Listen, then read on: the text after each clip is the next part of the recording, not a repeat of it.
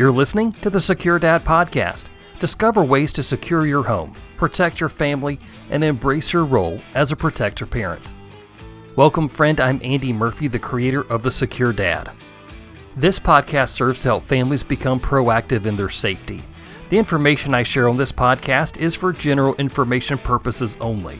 My goal is to empower you to make safer decisions for yourself and your family, because our safety is our own responsibility. Today, we're talking about what you can do to prevent a fire in your home and what your family can do to respond in the event one does happen. All of that and more ahead on the Secure Dad Podcast. You know, protecting your home does not have to be hard or intimidating. That's why I wrote my Amazon best-selling book, Home Security: The Secure Dad's Guide. This book was written for busy parents who want to know surefire ways to secure their homes and protect their families. In the book, I'll show you some quick wins that you can make instantly to raise the security level of your home. Plus, I share in detail my layered home defense strategy that any family can use. To get your copy of the book, click on the link in the show notes or search Amazon for The Secure Dad. And I'm happy to announce that the Secure Dad Podcast has won an award. Recently, the show was honored with Podcast of the Year from the first annual Safest Family on the Block Awards. Of course, we know Jason Brick, who runs that organization. I'm thankful to have been nominated, especially considering the other shows that were in the category, and I truly feel blessed by the people who voted. I appreciate your continued support, and it motivates me to do even more to help families.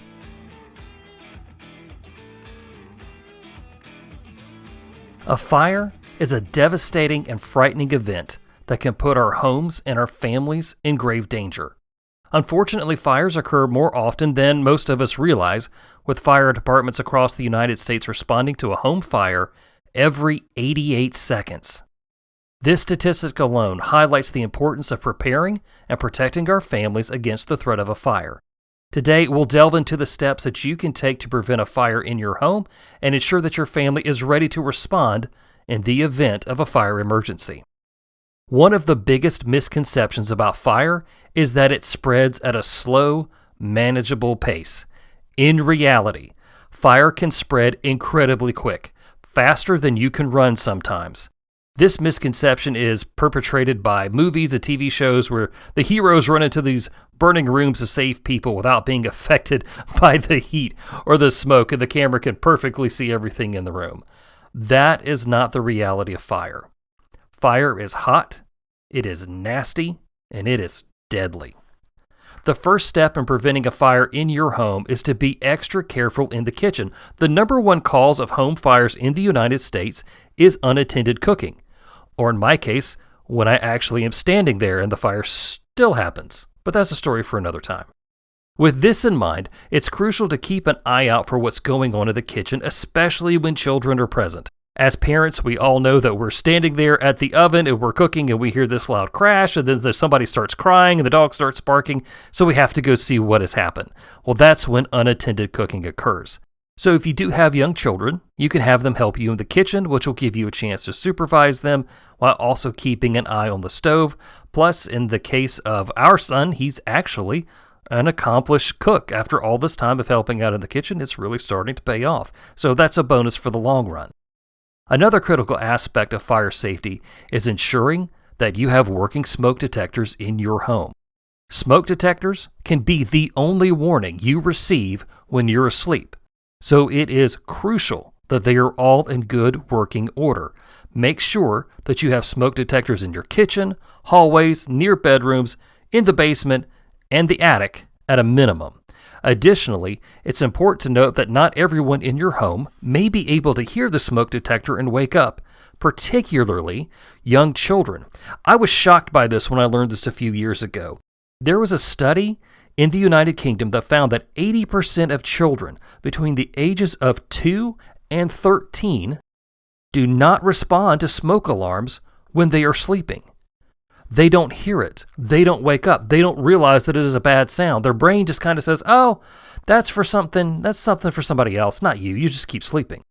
So with that in mind, it's crucial to have an adult in charge of retrieving any children who may not wake up when the smoke detector sounds. So you need to plan on getting each of your small children in the event of a fire at night. And of course, you are going to want to have a family fire escape plan. The essential elements for the plan is to know all of the exits from your home. This can be the front door, the back door, a sliding door, and even a first floor window.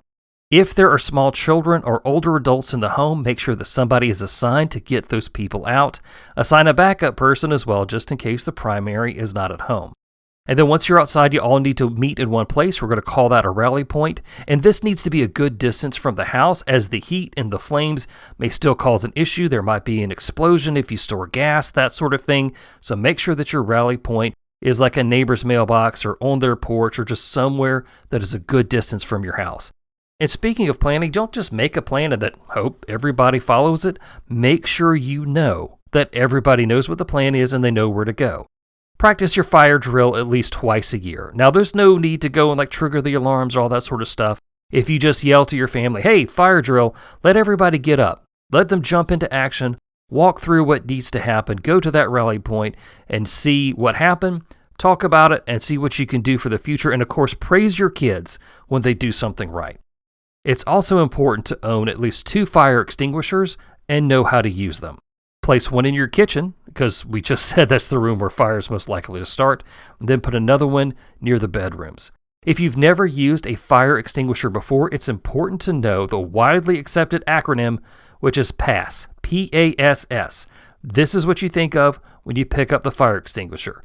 P stands for pull the pin, A stands for aim low, S stands for squeeze the lever, evenly and slowly, by the way, and the last S is for sweep, which involves moving the nozzle from side to side to get that maximum spray and increase your chances of putting out the fire. By the way, I want you to know, I acted out every single bit of that acronym as I was recording it. I was pulling the pin and aiming low and squeezing and doing the sweep. Yeah. Yep. So, finally, if you live in a multi-story home, it's essential to have a fire escape ladder on hand. I really got convicted recently when Kyle Carnahan of Superhuman Fathers was on the show. Among other things, Kyle is a firefighter, and he shared with me that our kids need to know how to escape their room. Well, most cases, in most rooms, there's 2 ways out. There's the door that leads most likely into the hallway, and there's a window. If it's a first floor window, you just pop the window open and you're gone. If it's a second story window or higher, things can get a little problematic. This is where the fire escape ladder comes in. These ladders come in a box and can be stored just about anywhere. In the event of a fire, you and your family can use that ladder to escape from a window and climb down to safety. Now, we recently walked through this and put it out, and I'm going to tell you, it is intimidating to look down at that ladder that's just hanging on the side of your house, but you have to help your children understand that, yes, it is scary to go out on the ladder, but it's a lot better than staying in the room and then hoping that somebody comes to get you, because that smoke is going to be coming in, the heat is going to be coming, and I think their human survival instincts will also kick in. So just walk through them how this fire ladder is used so they know every single step. To maximize safety, it's recommended to have a fire escape ladder at least 2 different places in the home. So maybe one in a child's room and then maybe one in your room. Depends on how the fire spreads, because trust me, if you were on that second floor, you're going to want to be in a room that has one of these ladders. It is absolutely worth the money. So as we wrap up, fire is a serious threat that can cause devastating harm to our homes and families. By being mindful of the risk, having working smoke detectors, owning fire extinguishers, and having a fire escape plan in place, we can protect our families and ensure that we are ready to respond in the event of a fire. Planning ahead and being prepared can make all the difference in the world when it comes to fire safety.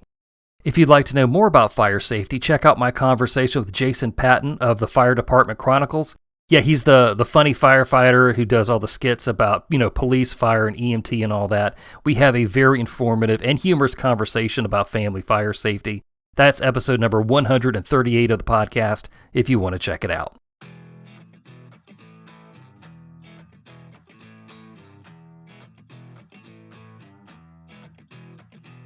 Well, that's everything that I have for the Secure Dad podcast for today. Thank you, friend, for listening.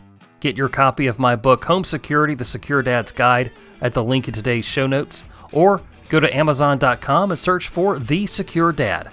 I'm Andy Murphy, reminding you that our safety is our own responsibility.